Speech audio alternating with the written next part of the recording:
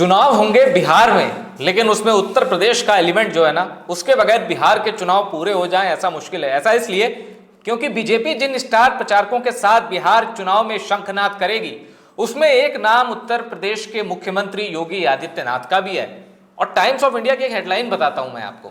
Times of India की headline कहती है, crowd favourite UP CM Yogi Adityanath to address 20 rallies in Bihar on candidate's request. ये Times of India कह रहा है कि यानी जिन प्रत्याशियों के चुनाव लड़ने की संभावना है, उन्होंने अभी से कह दिया है कि हमें योगी आदित्यनाथ, बीजेपी के, हमें योगी आदित्यनाथ अपनी रैलियों में चाहिए।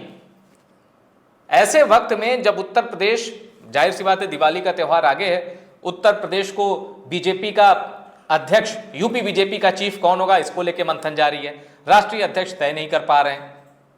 ऐसे माहौल में यह खबर आना कि उत्तर प्रदेश के सीएम बिहार जाएंगे, रैलियां करेंगे, बीजेपी के पक्ष में माहौल बनाएंगे, तो इस बीच क्या उत्तर प्रदेश से कोई बड़ी राजनीतिक खबर आ सकती है? ऐसा इसलिए क्योंकि अभी मैं चर्चा कर रहा था अभिषेक उपाध्याय जी के साथ, तो उन्होंने कहा कि इस बीच यूपी में एक बड़ा जो पॉलिटिकल डेवलपमेंट है वो हो सकता है। अभिषेक जी, क्या है वो पॉलिटिकल डेवलपमेंट जिस ओर आप इशारा कर रहे हैं? देखिए, यूपी में जिस बात की चर्चा है, मैं आपको वो बता रहा हूं कि चर्चा सबसे अधिक इस समय क्या है। चर्चा इस बात की ये है कि योगी आदित्यनाथ अभी जा रहे हैं बिहार में, और बिहार में उनको रैलियां करनी है। और बिहार में जिन इलाकों में जा रहे हैं वो इलाके बड़े उनके हॉट फेवरेट टाइप के, उनकी पॉलिटिक्स के हिसाब से सीमांचल का खास तौर पर इलाका है, जहाँ पर ये हिंदू मुस्लिम वाला कार्ड जिसके लिए योगी आदित्यनाथ को आइडेंटिफाई किया जाता है, वहाँ पर इसीलिए जो आपने अभी कहा कि वहाँ के कैंडिडेट खुद ये रिक्वेस्ट कर रहे हैं, क्योंकि पोलराइजेशन के बगैर वहाँ काम हो नहीं सकता है। तो पोलराइजिंग पर्सनालिटी योगी आदित्यनाथ की है, उससे हर कोई वाकिफ है। इसीलिए ऐसी जगहों पर उनकी खासतौर पर डिमांड होती है जहां पोलराइजेशन की सबसे ज़्यादा ज़रूरत होती है। लेकिन उत्तर प्रदेश में क्या चल रहा है? देखिए, यूपी में कुछ चीज़ें बड़ी साइमल्टेनियसली चल रही हैं, उस पर बात करने की ज़रूरत है। पहली चीज़, यूपी में प्रदेश अध्यक्ष का चुनाव अभी रुका हुआ है, पेंडिंग है। अभी हाल में गुजरात में हो गया, मगर यूपी में अभी तक नहीं हो पाया। ये एग्जैक्टली समझ से परे है लोगों के। और बड़ी बात इसमें एक चीज़ और है कि जो योगी आदित्यनाथ से जो नाराज़गी, जो आंतरिक असंतोष चल रहा है, वो बड़ा उभर करके अब सामने आ रहा है। अभी हाल ही में हमने स्टोरी की थी दिनेश प्रताप सिंह की, वो इशू आपने देखा कि किस तरह से बाकायदा दिनेश प्रताप सिंह का मामला इस लेवल पर आ गया कि वो प्रताड़ना के चलते ब्रेन हैमरेज की बात आ गई, और ये बात दिल्ली तक पहुंच गई। तो कहानी दो चल रही है, एक तो बिहार में जहां योगी जा रहे हैं, दूसरा यूपी में कि उत्तर प्रदेश में क्या होने जा रहा है और क्या इसी बीच में होगा। लॉजिक ये कहता है कि बिहार के बाद होना चाहिए, क्योंकि बिहार में चुनाव है। लेकिन बीजेपी को जो रीड करते हैं या बीजेपी की कार्यशैली को जो देखते हैं, वो इस बात को समझते होंगे कि बीजेपी जो कन्वेंशनल लॉजिक है, मोदी और शाह वाली बीजेपी, ये उसको फॉलो नहीं करती है। आपको जो लगता है ये उससे कुछ अलग ही कर देते हैं। आप एक बड़ा एग्जाम्पल, जब भी ऐसी बात होती है तो मैं देता हूं धारा 370 का। सबको लग रहा था कि अगर ऐसा कोई कदम मोदी उठाएंगे तो चुनाव से पहले उठाएंगे, तो जाहिर सी बात है उनको 2019 में जब लोकसभा के चुनाव में पार्टी गई तो उसके पहले उठाना चाहिए था। मगर उठाया कब? चुनाव जीतने के बाद उठाया, और उठाया अगस्त में जाकर के 2019 में। वक्त के साथ हाँ, तो वो चीजें उनका पैटर्न अपने हिसाब से तय है। उस पर कोई इससे फर्क नहीं पड़ता है कि पब्लिक में कयास क्या लग रहे हैं। एक दूसरा एग्जाम्पल लीजिए हरियाणा का। मनोहर लाल खट्टर को हटाने का मामला उस समय से चल रहा था जब बतौर मुख्यमंत्री जब पहली बार इलेक्शन हुआ, पहला 5 साल के बाद, और उनकी सीटें, बीजेपी की सीटें इतनी घट गई कि अपने दम पर सरकार बनाने के काबिल नहीं रह गई। वो जेजेपी, उसको जेजेपी का सहारा लेना पड़ा। दुष्यंत चौटाला को डिप्टी सीएम बनाना पड़ा। अमित शाह की बातचीत हुई दुष्यंत चौटाला से, पूरी डील दिल्ली ने फाइनल की, तब जाकर के सरकार चला पाए। तो तभी से ये लग रहा था, ये कयास चल रहे थे कि इनको हटाना पड़ेगा, क्योंकि और भी बहुत सारे असंतोष थे हरियाणा के भीतर जो सेटल नहीं हो पा रहे थे। मगर हटाया कब? अगली टेन्योर में भी 4.5 साल ले लिया, और टेन्योर खत्म होने के या चुनाव के 6 महीना पहले नायब सिंह सैनी को उनकी जगह ले आया गया। तो ये जो कन्वेंशनल लॉजिक है, उस लॉजिक से आगे जाकर के काम करने की इस मोदी शाह के दौर में जो बीजेपी है, ये उसकी पुरानी आदत है। अब सवाल ये उठता है कि ये इस दौर में उत्तर प्रदेश में बहुत सारे कयास लग रहे हैं, क्योंकि असंतोष का जो लेवल है पार्टी के भीतर वो जबरदस्त है। योगी आदित्यनाथ की कार्यशैली को लेकर के, एक बात। दूसरी बात और इंपॉर्टेंट है, वो है जाति फ्रेगमेंटेशन, जिससे बीजेपी बड़ी घबराई हुई है। भाई बीजेपी की जीत 2014 से यूपी में होना शुरू हुई है, उसके पीछे इकलौता कारण ये था कि बीजेपी ने जातियों का एक बुके बना दिया, और वो बुके हिंदुत्व का बुके था। एक छाता तान दिया और तमाम जातियां उसके अंदर आके एडजस्ट हो गई। इस दम पर बीजेपी जीती। और आपको ध्यान होगा मधुर, 2017 में जब बीजेपी की अपने दम पे 312 सीटें आई थी, टोटल 325 थी, 312 जब सीटें आई तो टोटल जो नॉन यादव ओबीसी वोट हैं उसका 40% हिस्सा बीजेपी ले गई थी। नॉन यादव वोट्स का, ओबीसी का 40%। इस लेवल पर बीजेपी ने सफलता पाई थी नॉन यादव ओबीसी को अपने साथ लाने में, और ऐसे ही नॉन जाटव दलितों को। तो ये जो बीजेपी ने किया था, ये हिंदुत्व के दम पर किया था। मगर योगी आदित्यनाथ के टेन्योर में जिस तरह से जाति डिवीजन हो गया है, करणी सेना, क्षत्रिय महासभा, उसके बाद ब्राह्मणों की परशुराम सेना, सवर्ण सेना, भीम आर्मी, निषाद आर्मी, राजभर, ये सब अलग अलग मोबिलाइज हो गए हैं। और ऐसे मोबिलाइज हुए हैं कि अभी इलाहाबाद हाईकोर्ट के एक आदेश के सहारे बाकायदा सरकार को जाति सर्कुलर निकालना पड़ गया कि कोई भी अब जाति रैली नहीं करेगा। अब ये बात करने की आवश्यकता पड़ी जब चुनाव एकदम नजदीक आ गए हैं। और वजह यही कि अंदर अंदर ये जाति फैल गई है। अब बीजेपी परेशान इस बात को लेकर के, उसको ये लग रहा है कि भाई हम चुनाव जीतते कैसे हैं। चुनाव हम जीतते हैं ओबीसी वोटों के बड़े ध्रुवीकरण से। सबसे अधिक ओबीसी आप जानते होंगे। अब उस सबसे अधिक ओबीसी जहां हैं 50-55% के करीब में, अगर वहां ये आप छवि कैरी कर रहे हैं कि ये पार्टी, ये सरकार जाति विशेष की सरकार है, तो आपको बड़ा नुकसान हो जाएगा। और आपको याद होगा 2022 में क्या हुआ। 2022 में बीजेपी पूर्वांचल में अच्छी खासी सीटें हार गई। 255 सीटें जीतने के बावजूद पूर्वांचल में काफ़ी सीटें हारे, और इसीलिए इस हार को सेटल करने के लिए ही आगे ना हो, ओम प्रकाश राजभर को उनको लेना पड़ा, मंत्री बनाना पड़ा। दारा सिंह चौहान को हारने के बावजूद लेना पड़ा, मंत्री बनाना पड़ा। ये सब बीजेपी ने किया। तो ये सब इसीलिए किया क्योंकि उसको इस बात की परवाह है, चिंता है। और इसीलिए मैं आपसे कह रहा हूँ कि सबका ध्यान बिहार की ओर है, मगर यूपी इंपॉर्टेंट है। मेरी जानकारी ये कहती है कि बीजेपी ने मर्ज लिख लिया है पर्चे पर। डॉक्टर का पर्चा होता है ना, मर्ज लिखा है, दवाई भी लिखी है। क्या है? दवाई एडमिनिस्टर करना है, दवाई कब से देना शुरू करना है, बस वो टाइमलाइन हमको पता नहीं है और वो किसी को पता नहीं है। लेकिन चर्चा है, मैं आपको फिर कह रहा हूं मधुर, ये चर्चा है, ये हम नहीं कह सकते हैं। और वो हम उस तरह का जर्नलिज्म हम करते हुए नहीं कि हम कह रहे गिर जाएगी आज सरकार, आज सीएम बदल जाएगा, फलाना हो जाएगा, नहीं। क्योंकि वो इस सेटअप में हम सबको पता है सिर्फ दो की जानकारी में होता है। लेकिन संकेत जो है वो सामने आते हैं, और संकेत ये बता रहे हैं कि बिहार जिस समय हाइट पर है, उस समय उत्तर प्रदेश पर भी निगाह पार्टी आला कमान की बनी हुई है। और इसीलिए चर्चाओं का बाजार गर्म है कि यहाँ भी कुछ ना कुछ इस बीच में हो सकता है। मतलब कुछ देर के लिए लौटते हैं बिहार पर। सीमांचल हमने देखा कि करीब 46% मुस्लिम आबादी वाला क्षेत्र है मोटे तौर पर। कुछ जिलों में तो 50% के ऊपर भी, जैसे किशनगंज 50% से ऊपर की जो वोटर हैं वो मुस्लिम हैं। और योगी आदित्यनाथ की करीब 2 दर्जन रैलियां प्रस्तावित हैं और करीब 50 असेंबली सीट कवर करेंगे। लेकिन सीमांचल जैसे हिस्से में उनका इस्तेमाल करना, क्या उनके एफर्ट को जाया करना है, या फिर कुछ सोच समझकर सीमांचल में योगी आदित्यनाथ को भेजा जा रहा है? मतलब बहुत ही सीधा सा फार्मूला है मधुर। सीमांचल में एकदम क्लियर है लड़ाई कि आपको मुस्लिम वोट नहीं मिलने हैं। बीजेपी की बात कर रहा हूँ। ठीक है। आपकी उम्मीदें तभी हैं जब हिंदू वोट एकजुट हो जाएं और मुसलमान वोट बट जाएं। अब मुसलमान वोट बटेंगे कैसे? क्योंकि ओवैसी सीमांचल में पिछली बार भी क्रांति कर चुके हैं, 5 सीटें ले गए हैं, और इस बार भी उन्होंने अपने उम्मीदवारों की घोषणा करना शुरू कर दिया है। तो अभी भी वो फैक्टर हैं सीमांचल में, यानी आरजेडी और ओवैसी में मुस्लिम वोट बटेगा। Exactly. बाकी हिंदू वोट अगर पोलराइज हो गए से तो उनकी सीटें निकल सकती हैं। तो योगी, मैंने आपसे पहले कहा, यानी सीमांचल में बीजेपी जीतने की संभावना तलाश रही है। और योगी आदित्यनाथ ऐसी जगहों के लिए ऐसा माना जाता है कि वो एकदम समझ लीजिए कि वरदान होते हैं जहां ये पोलराइजेशन वाला कार्ड खेलना हो, हिंदू मुस्लिम करना है। योगी आदित्यनाथ को बुलाइए और उनके फार्मूले जो होते हैं वो एकदम लिमिटेड मेन्यू होता है खाने की टेबल का, पता है कितनी सब्जी, कितनी दाल, कितनी उसमें नमक की मात्रा कितनी होगी, एकदम सेट है। और भगवा वस्त्र में जब वो बयान देते हैं तो वो टोन सेट होता है। तो बीजेपी को इसलिए वहाँ पर उनकी ज़रूरत है और इसीलिए योगी आदित्यनाथ को वहाँ पर बाकायदा इन्वाइट भी किया जा रहा है।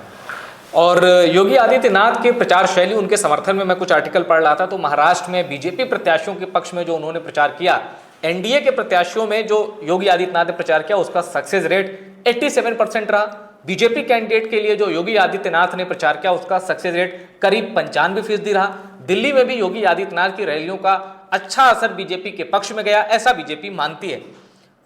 तो बिहार में क्या आप देखते हैं कि रैलियों का असर हमें आंकड़ों में दिखेगा, या ओवैसी लड़े या आरजेडी लड़े फिर भी सीमांचल में बीजेपी को कामयाबी नहीं मिलने वाली? देखिए, इसमें एक फैक्टर है। फैक्टर ये है कि परिणाम क्या हैं। जहां परिणाम ज़बरदस्त हैं वहां पर योगी का जाना या बीजेपी के किसी भी नेता का जाना अगर आप कैलकुलेट करेंगे तो ऐसे ही असर आता है कि भाई इतनी जहां पर गए, इतनी जगह पर जीत। क्योंकि वहां महाराष्ट्र में बीजेपी जिस तरह से जीती है वो तो एकदम जैसे लग रहा था कि कोई स्वप्नदर्शी जीत हो। राहुल गांधी आज भी यकीन नहीं है, बहुत खुद बीजेपी के लोग भी हैरान हो गए, ऐसी जीत भी हो सकती है। हाँ, सही कहा आपने। वही योगी झारखंड में जब जाते हैं तो बड़ा खराब ट्रैक रिकॉर्ड हो जाता है। आप झारखंड में देखिए, वहां बीजेपी हार गई है बुरी तरह। अगर योगी की ही के नाम पर अगर जीत मिल जाती तो झारखंड में बीजेपी कैसे हारती, वहां भी क्लीन स्वीप हो जाता।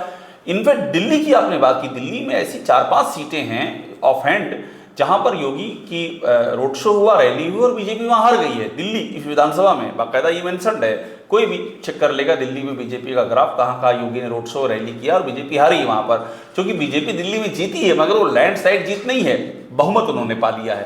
अब इसको और आप यूपी में लेकर के आइए, अगर यही रेट होता तो यूपी में बीजेपी की स्थिति 325 2017 में 325 थी, 2022 में आकर के वो 312 थी अपने पर। 2022 में आकर के वो 255 हो जा रही है। बीजेपी 2014 में पाती है 72 सीटें, 19 में 62 हो जाती है, उसके बाद 33 हो जाती है। तो 33 फिर कैसे हो गई? अच्छा, दूसरा सवाल, अब लोग ये कहते हैं भाई योगी जी से पूछ कर टिकट नहीं बांटे जाते हैं, तो उनसे पूछ के टिकट तो कभी नहीं बांटे गए, तब बीजेपी कैसे जीत रही थी, अब कैसे घट गया? तो ये सब वो है दिल के बहलाने को गालिब ख्याल अच्छा है। सवाल वही है, देखिए जहां जड़ें मजबूत हैं बीजेपी की वहां पर उसको जीत मिल रही है और उस जीत में जो जा रहा है वो प्लस कर रहा है। मैं ऐसा नहीं कह रहा हूं कि योगी जाने से कोई फायदा नहीं हो रहा है, बिल्कुल हो रहा है। इसलिए हो रहा है कि भाई जड़ें वहां बीजेपी ने मजबूत कर रखी हैं, तो उस पर उन हाईवे बना हुआ है, उस हाईवे पर जो भी निकल रहा है गाड़ी लेके सरपट दौड़ रहा है वो, और वो जितनी दूरी तक गया और जिन जिन सीटों पर गया वो उसमें सफलता के ग्राफ में ऐड होती जा रही है। लेकिन जहां ये जड़ मजबूत नहीं है, जैसे मैं झारखंड का एग्जाम्पल दिया, वहां आप क्या करेंगे, वहां पर क्या गिनाएंगे जो तमाम रैलियां और सारी चीजें हो रही हैं। यूपी की मैं तो एग्जाम्पल दे रहा हूं, यूपी में जिस तरह से जड़ें आपकी कमजोर हो रही हैं और जिस तरह से आप लगातार नुकसान उठा रहे हैं, तो ये चमत्कार यहां भी नहीं दिख रहा है। तो ये सब इस पर डिपेंड करता है कि अगर आपने नींव अच्छी बना ली है तो ईटा जोड़ करके और स्लैब तक पहुंचाने के लिए उसमें योगदान होता है। उसमें योगी का भी योगदान है, उसमें योगदान राजनाथ सिंह का भी हो जाता है, उसमें योगदान साक्षी महाराज वो भी अगर बुलाए जाते हैं तो वो भी इसी तरह की बातें करके एकदम उत्साह भर देते हैं। तो नींव बहुत इंपॉर्टेंट होती है। मगर इस सब के बावजूद भी मैं फिर कह रहा हूं, योगी आदित्यनाथ की ये उपयोगिता है कि जहां पोलराइज करना होता है वहां योगी आदित्यनाथ बेशकीमती हो जाते हैं। अच्छा, ऐसे में एक सवाल मेरे मन में उठ रहा है कि जैसे नीतीश कुमार हैं, 2 दशक से सत्ता पे काबिज हैं, एक छोटा सा अंतराल था जीतन राम मांझी का, उस समय भी रिमोट नीतीश कुमार के हाथ में था। नीतीश कुमार की जो पॉलिटिक्स है उसमें हिंदुत्व की राजनीति उन्होंने कभी नहीं की, वक्त पे सपोर्ट दे दिया वो अलग बात है, और अपने आप को वो सुशासन बाबू, अपने समर्थकों के बीच सुशासन बाबू के नाम से जाने जाते हैं। वहीं योगी आदित्यनाथ वो भी अपने समर्थकों के बीच एकदम ठीक उल्टा है, हिंदुत्व की राजनीति तो करते हैं लेकिन योगी आदित्यनाथ अपने समर्थकों के बीच एक लॉ एंड ऑर्डर के लिए जाने जाते हैं। लोग कहते हैं कि बाबा हैं, बुलडोजर है, एकदम लॉ एंड ऑर्डर एकदम सॉलिड है। ऐसे में जब वो बिहार जाएंगे तो किस आधार पे वो वोट मांगेंगे? क्या वो आधार सिर्फ तुष्टीकरण की नीति, घुसपैठिए, रोहिंग्या ये होगा, या फिर नीतीश कुमार के नाम पे मांगेंगे? देखिए, एक बात तो बहुत ही क्लियर है कि लॉ एंड ऑर्डर इन सारी चीज़ों पर जो एक इमेज रही है योगी आदित्यनाथ की, वो इमेज बीजेपी, यूपी बीजेपी ने और ख़ासतौर पर उनकी अपनी टीम ने योगी आदित्यनाथ की उसको जम करके बिल्डअप करने की कोशिश की है। हालांकि आप यूपी की स्थितियां, हम तो यूपी में रह रहे हैं, यहाँ आप देख रहे हैं कि रोज़ किस तरह की घटनाएं सामने आ रही हैं। एनसीआरबी की रिपोर्ट क्या कह रही है, महिलाओं पर अत्याचार में किस तरह से यूपी नंबर 1 हुआ है, दलितों पर अत्याचार में यूपी नंबर 1 हुआ है, हत्या अपहरण में यूपी नंबर 1 हुआ है। ये सब एनसीआरबी की रिपोर्ट है। कस्टोडियल डेथ में नंबर 1 है। ये सब लखनऊ का जो राजधानी है वो गाजियाबाद और कानपुर को पीछे छोड़कर नंबर 1 पहुंच गई। ये स्थितियां हैं। और इसके अलावा जो माफिया वाला मसला है वहाँ भी बड़े सवाल उठते हैं कि चलिए ठीक है, मुस्लिम माफिया उन पर आपने कर दिया, लेकिन बाकी जो है वहाँ क्या कर रहे हैं? आरोप ये लगता है कि स्वजाति जो माफिया हैं उन पर आपने क्या किया, किस तरह से हथियार लहराए जा रहे हैं और आपकी निगाह नहीं पड़ रही है। आप सोचिए, यही हथियार जियाउद्दीन बर्क ने लहरा दिए होते तो, जो राजा भैया ने लहराए हैं, तो खुदा न खास्ता क्या हो जाता फिर? यही हथियार लहरा दिए होते मुख्तार अंसारी के बेटे अब्बास अंसारी ने, तो क्या हो जाता? पूरी जांच बैठ जाती, हथियार कहाँ से आया, लाइसेंस कहाँ से आया, क्या हुआ क्या नहीं हुआ। तो ये दोनों ओर का है। अब बात उसी पे आ जाती है, वो लॉ एंड ऑर्डर नहीं, वो भी पोलराइजेशन है। क्योंकि वो जो लोग लॉ एंड ऑर्डर की तारीफ करते हैं उनके लिए लॉ एंड ऑर्डर है संभल, उनके लिए लॉ एंड ऑर्डर है बरेली, कि बाबा ने संभल और बरेली में खास तबके पर बुलडोजर चला दिया और उसकी वाहवाही है।